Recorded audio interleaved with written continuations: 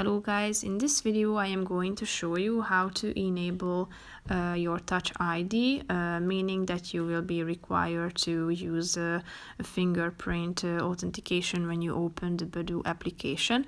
But first I just want to mention, don't forget to subscribe to my channel, because at 10,000 subscribers I am going to show you my whole YouTube revenue statistics and growth strategy, how to make money online. So let's jump into it. First, open the app on your phone, tap on the profile icon down below, click on Safety in the middle of the screen, scroll down and tap on Manage Your Privacy. And here the first option is Enable Touch ID, so you will be able to sign in using Touch ID instead of your password. So tap on this button, click on Continue down below.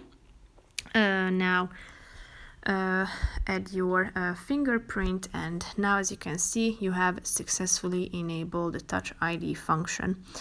If you want to turn off this function, just go back to this privacy section and tap on this button, so you won't be required to use your fingerprint to log in. That's pretty much it for this video, guys. See you in the next one. Bye bye.